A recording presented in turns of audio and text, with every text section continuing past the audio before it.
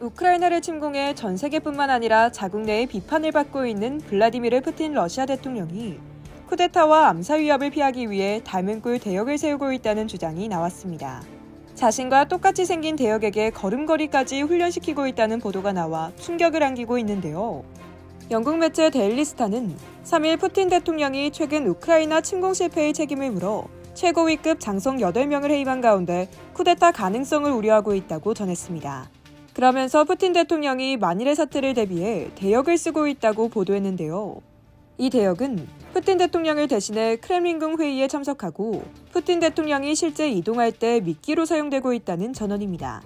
푸틴 대통령의 대역은 크렘린궁에서 함께 살면서 푸틴 대통령의 걸음걸이까지 훈련을 받고 있는 것으로 전해집니다.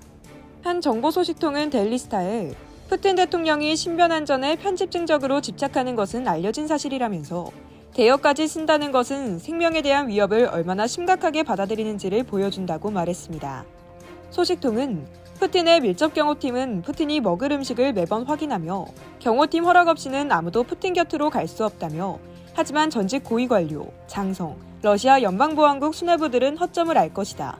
때문에 만일 앞으로 몇 달 안에 푸틴이 심장병이나 오랜 질병으로 갑자기 사망했다는 소식이 나와도 놀라지 않을 것이라고 말했습니다. 이어 러시아는 내부 쿠데타를 결코 인정하지 않을 것이다라고 덧붙였습니다. 실제로 지난달에는 우크라이나 침공이 사실상 실패하고 전쟁이 격화함에 따라 FSB 소속 정보위원들 사이에서 푸틴에 대한 불만이 커지고 있다는 FSB 내부 고발자의 폭로가 나오기도 했는데요. FSB 내부 고발자로부터 이 같은 내용의 편지를 받은 망명한 인권운동가 블라디미르 오세키는 푸틴이 지배하는 20년 동안 FSB와 군수뇌부 등 내부 시스템 안에 있는 사람들은 호의호식을 누렸다. 하지만 우크라이나 침공 후 서방 국가들에 의해 부과된 강도 높은 제재는 이들에게 좌절감과 모욕감을 불러일으키고 있다며 전쟁이 계속될수록 반란이 일어날 가능성은 높아진다라고 지적했습니다.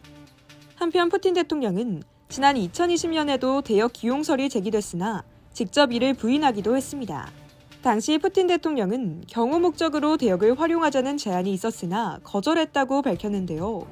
과거 대역 기용안을 제 손으로 딱 잘라 거절한 푸틴 대통령이 이제 와서 대역을 기용한 게 사실이라면 우크라이나 침공 이후 그가 신변 위협을 느낄 만한 움직임이 있었다고 추측할 수 있습니다. 이상 열도TV였습니다.